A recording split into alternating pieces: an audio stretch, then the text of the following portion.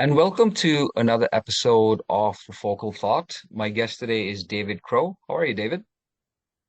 Hello, nice to be here. Thank you for inviting me. My pleasure. Thanks for coming on the show. I'm excited to speak with you today. David, so you did graduate from the American College of Traditional Chinese Medicine, and you are a California state licensed acupuncturist and certified as well by the National Commission for the Certification of Acupuncture and Oriental Medicine.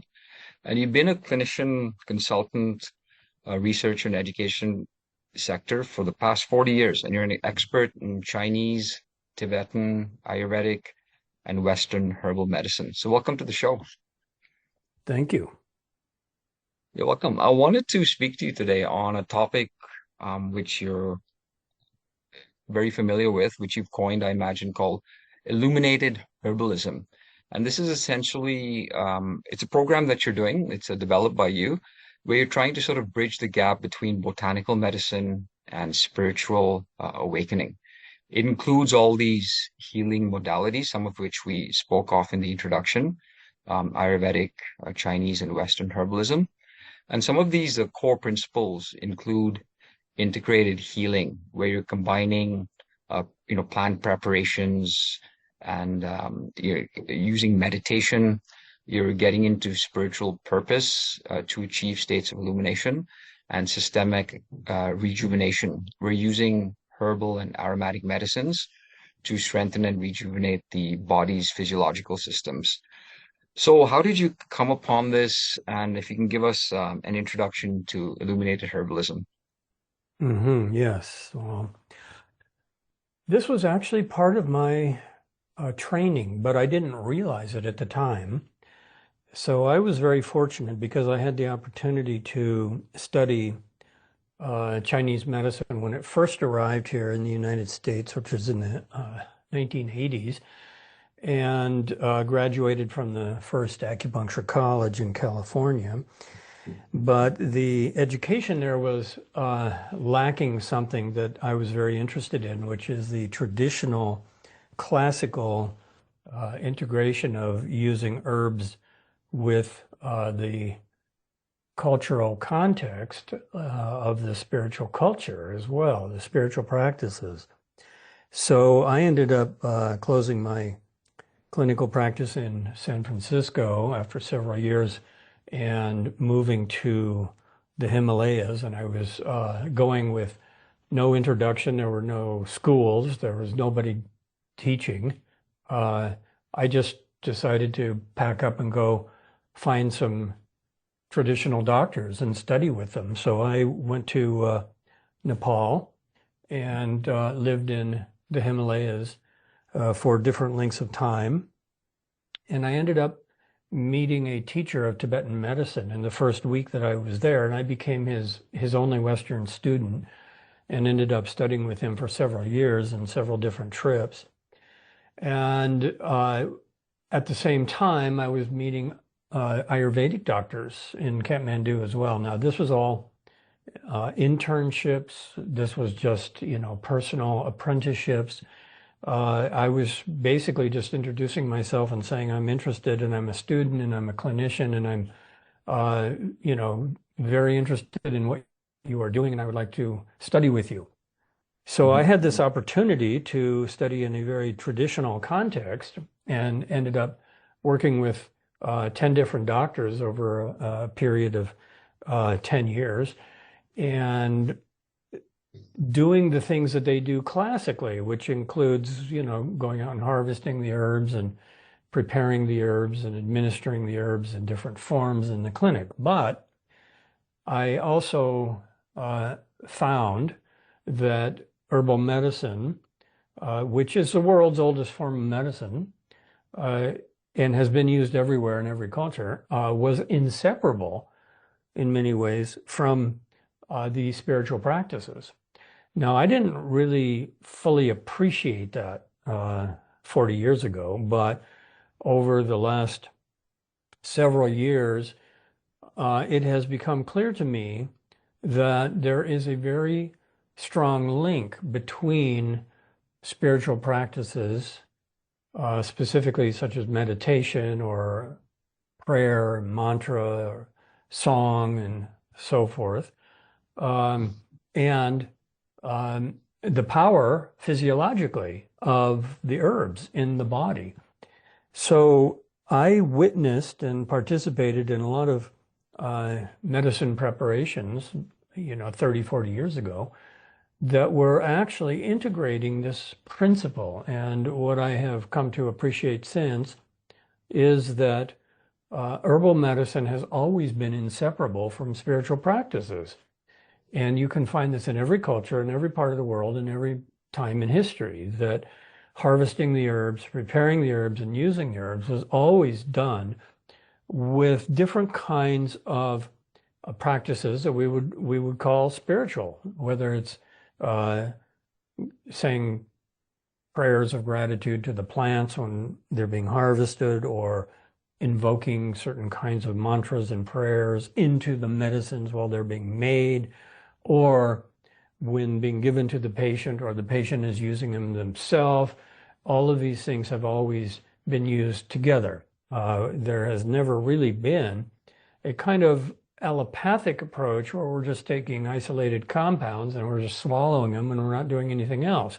It has always been used with reverence and devotion and a spiritual mentality. So I began to gradually appreciate that more and more, and began to find this in more and more examples around the world. And so it gradually developed in my mind into an integrated system, which I started teaching. And the best term that I could think of was illuminated herbalism. And that was describing how we are using herbs in a spiritual context, or we're doing spiritual practices with herbs to support us. And so it works both ways. And this is the basic definition. It's the cultural background. It's very traditional. It's very old. It's very universal. But my particular interest was in what happens physiologically when herbs are used during meditation, and what happens physiologically to the healing powers of the herbs when we use them mindfully, and what happens to the effects on consciousness when we use herbs as part of our meditation practice. And so it became even more clear, and this is the more specific definition of illuminated herbalism, it's the use of herbal medicine to support our spiritual practices, because the plants have an effect on our consciousness through the body.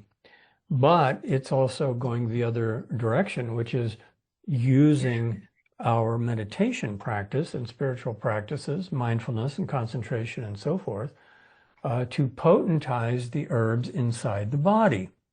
And so therefore, when we use herbs and mind together, then the herbs become more powerful. And that's very beneficial, because we need all the help we can get when it comes to treating illness. And what we're talking about really with illuminated herbalism is how to potentize the effects physiologically.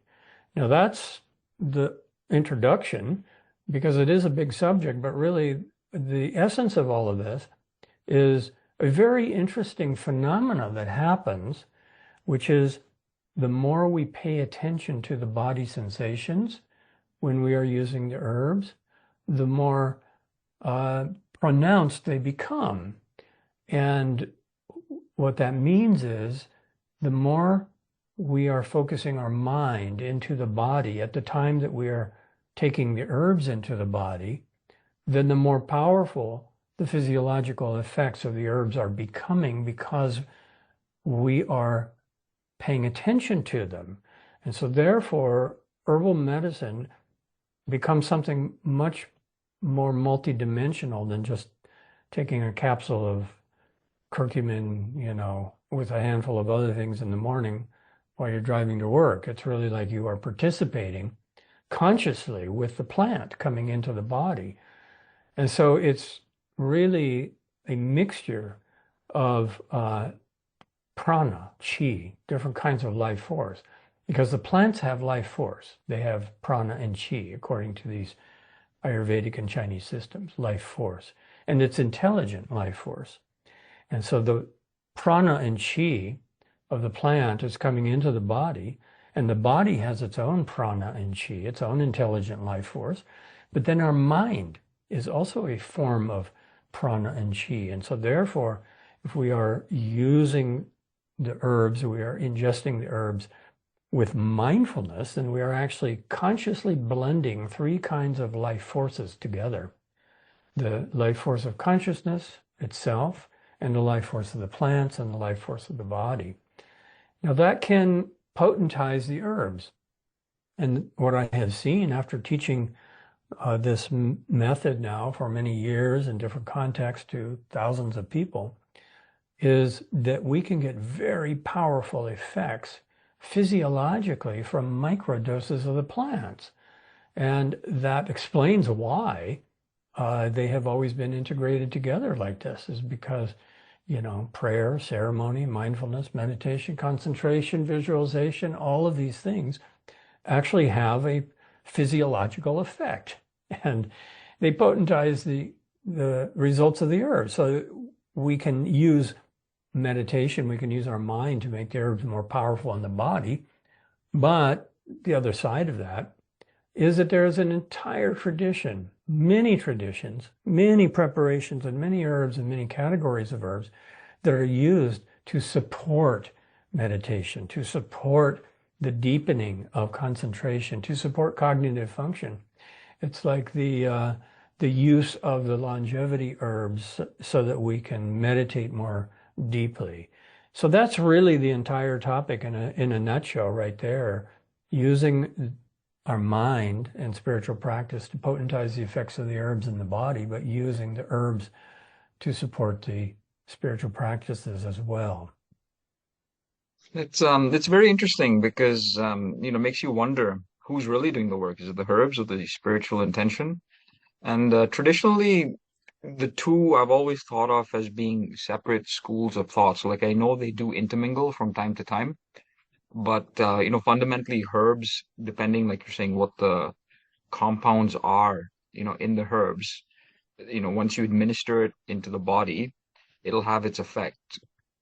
But then, the spiritual practice that you're speaking about, that is traditionally also built up on its own merits. So, using thought and, like you're saying, concentration and intention to deliver something, not relying on an actual, a medicine compound to do that. But here we're actually fusing the two. So we're taking the herbs with its inherent capabilities, and then we're also increasing or amplifying its potency with spiritual practices such as meditation, concentration, intention. And Correct. again, it's very interesting because these are two different things, but here we see them actually working together, right?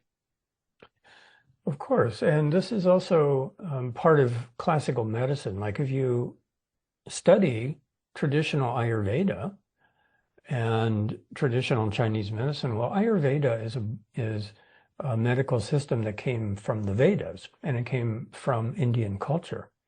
And it's all mixed together with yoga and pranayama and breath control and tantra, and all of this is very closely related also to Buddhist lineages of meditation and Buddhist medicine, which flourished specifically in Tibet. And we also find that this is woven all together classically in Chinese medicine. And Chinese medicine is primarily Taoist, you see. And Taoism has a beautiful term to explain how this works. And this comes from Qigong. And Qigong and the martial arts were inseparable from herbal medicine as well. They were frequently taught and practiced together. So in Qigong, there's a term that I use that describes this beautifully. It's Yi Dao, Qi Dao. Yi means the mind or the attention, and Dao means that it's flowing. So Yi Dao means the flow of the mind, and Qi Dao means the flow of energy. And so what that term means is where our attention goes, energy goes. And therefore, we can experience this. We do experience it 24 hours a day. We're just not aware of it. But every time we make a voluntary movement using our voluntary muscles to, pick up my cup of tea and sip on it, that was initiated by my mind. And the mind sent a nerve current through the body, and the muscles responded. All right. And so we are using that principle of sending energy through the body continuously with our mind. And all we're doing is learning how to amplify that and magnify it. And so it's very closely related to biofeedback. It's a form of biofeedback, actually. And so if you do the practice, I'll just give a brief description of what actually happens. So a person may have stress and tension, and they may want to relax, and somebody will tell them, well, why don't you take this capsule of these herbs? And they'll take this capsule of the herbs, but there will be absolutely no mental attention to it at all. And they will still be involved in all of the anxiety and activity and stressful, business that they're doing and all of that. And they're going to have to take an awful lot of that for it to have a physiological effect. And of course, the stronger herbs like cannabis will do something to us without having to participate. But what I point out is that you can take something really mild, like a cup of chamomile tea. Now, if you sit down with a cup of chamomile tea and you start to breathe slowly, then you're going to be initiating a relaxation response neurologically. And then if you smell the chamomile, then you're going to notice that the aroma penetrates through the sinus cavities into the brain, and that it begins to support that relaxation response. Then if you sip the chamomile tea very mindfully, you will be able to taste all kinds of things in it that you never noticed before.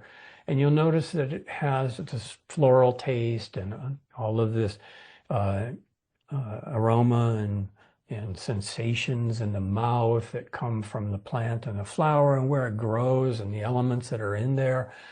And as you do this, you are connecting the yi dao. You are connecting the flow of your attention to the flow of the life force from the plant.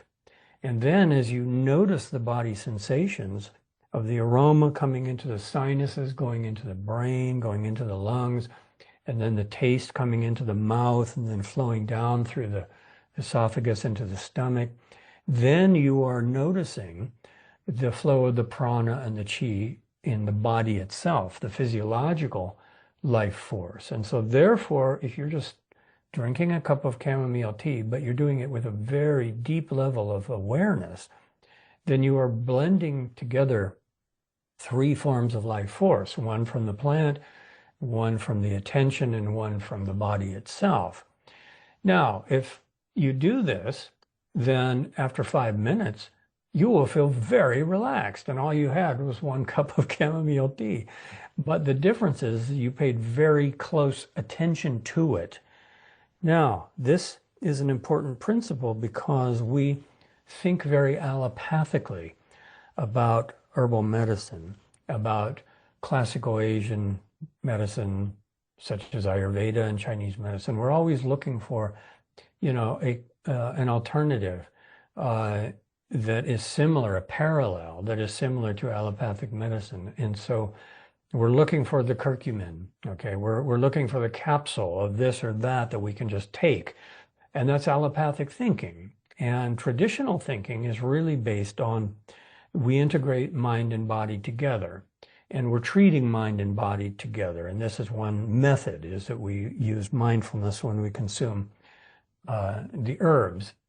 Now, when we do this, what we discover is that the plant effects, the physiological impact that the plants have can be magnified tremendously. And it's magnified because we're using our attention. And now we can say, well, how does that work? How does How do we know that the effects are being magnified here? Well, it's very simple. If you drink a cup of chamomile tea and you're just running around and you're not paying much attention to it, then you're not going to notice the body sensations. And if you're not noticing the body sensations, then the body sensations are not very powerful. But if you sit down and you do a simple exercise like this, you're going to notice very powerful body sensations are coming from that integration of the life force of the plant and your attention and the life force of the body. And so therefore the proof is that the body sensations are amplified tremendously. And so therefore we can say that if we can amplify the body sensations of the healing physiological reactions to the plant, then we are potentizing the plant.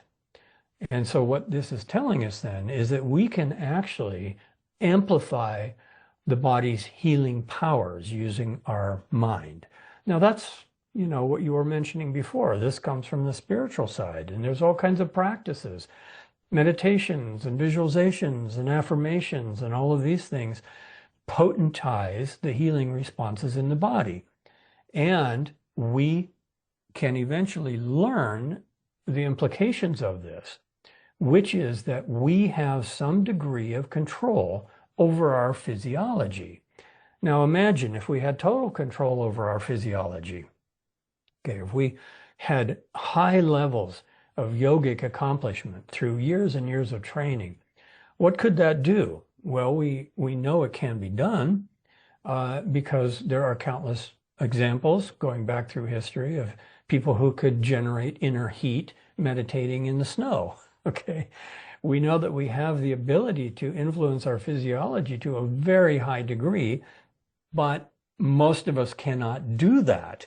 And therefore, if we cannot do that, then we have limited ability to control our pain, limited ability to control our digestion, limited ability to relax our nervous system and our muscles, all of these things. So really, we're in this body and we have very limited ability to influence it directly with our mind unless we practice intensively for a long period of time and learn how to do it. But with a simple method, we can start to learn right away that, oh, I actually do have some degree, a fairly high degree of influence over what's happening in my body. And therefore, this particular approach of using herbs very mindfully in meditation actually becomes a spiritual practice because it leads to the realization that no one can actually heal us except ourselves. Now, this is a big subject and it's complicated because a lot of people come to natural medicine with very complicated health conditions and they're on medications and so forth. But the simple answer to it is that the more we learn how to control our own physiology, especially learning how to relax, learning how to calm down the tension and relaxation, we can start to influence things very directly. We can start to lower our blood pressure. We can start to lower the level of inflammation and pain. These things are all totally possible. And they're totally possible with very little practice. People can do it right away. But if we incorporate it with the herbs, we can learn how to do it even faster and more effectively. So that's the real value of all of this. And it's not really anything new or innovative. It's just kind of weaving things back together and doing them in the way that they always used to be done. So when you're doing something like this, like if you're using spiritual intention to amplify the potency of the herb and the results of using the herb, it's it's only tuning into the full potential of the herb, right? Because it cannot add anything extra to that herb. Like the herb has what it will, but by doing this, you're maybe removing some of the limits that your body and mind is putting on the effect of the herb and opening up to its full potential capacity, right? Yes and no. Yes, that's true, but there's more to it than that. And I'll explain and give you an example. So I was in clinical practice for many years, and I actually did the classical Chinese and Ayurvedic treatments. I did acupuncture, and I did panchakarma, and I did hot oil massage and aromatherapy steam and the Shirodara, the warm oil cascade over the head. And at one point, for a period of about 5 years, I did all those things together, like in one treatment. It was like a 3-hour treatment. And people would be so profoundly relaxed, they could barely get off the table afterwards. Okay, now, when we would finish the treatments and people would be really, really, really relaxed, free of pain, inflammation really down, no anxiety, no depression, they feel euphoric, okay? Then we would sit down and I would ask them, what what body sensations do you have right now? And they would describe all of these very pleasant sensations. I feel very light, I feel very flexible, I don't feel any tightness, I don't feel any pain. And I would say, excellent. Now, what created that?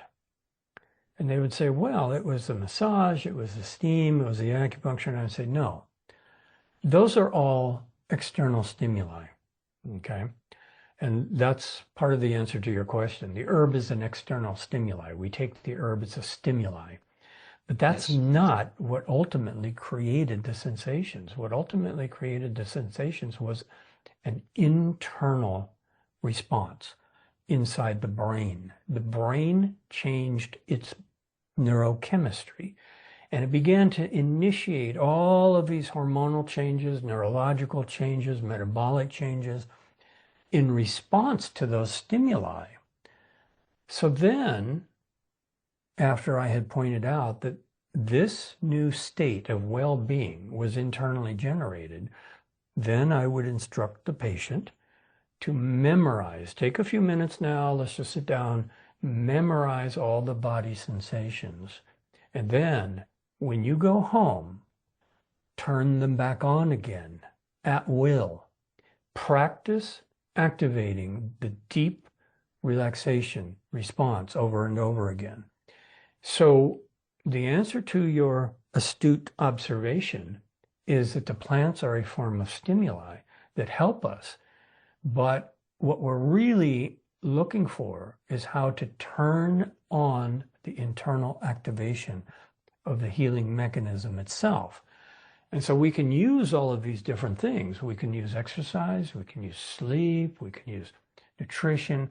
These are all external things, and we are using them to support this process of learning how we can self-generate a state of well-being. So we need all of these external factors.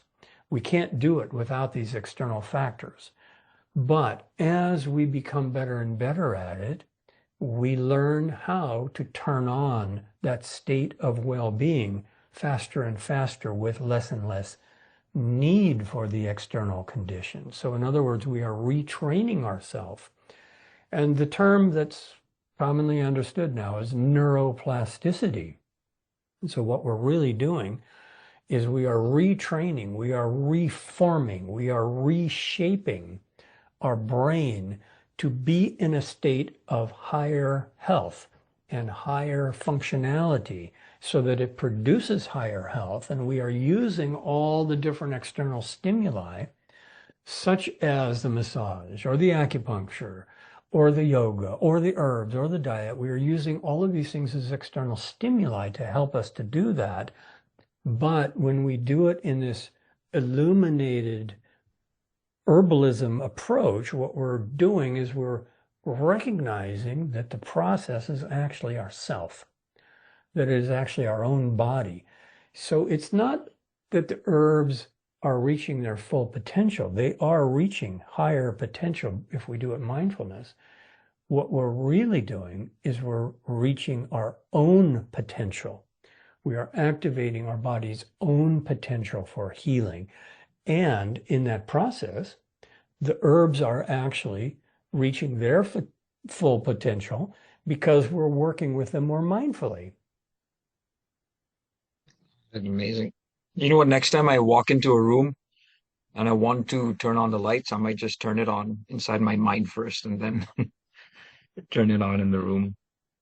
Brilliant. This is great. Thanks so much for coming on the episode and illuminating us with this concept. Herbs definitely half the battle, and the other half is putting the intention of human spirituality towards it. And David, if people want to get a hold of you or learn more about your work, where's the best place for them to reach you? Yes, thank you for that opportunity to mention it. I am at my website, crowconsultations.com, CROW, and then consultations, plural.com. And this is where people can contact me for telemedicine, health consultations, medical consultations, and also I have courses that I teach. I do free events there. I do a lot of meditation gatherings, and I teach other places as well, but it's all centered there. And so that's where people can find me. And thank you for that. My pleasure. And thanks again. And I wish you well, and I'll be sure to put everything in the show notes. Have a great day. Thanks.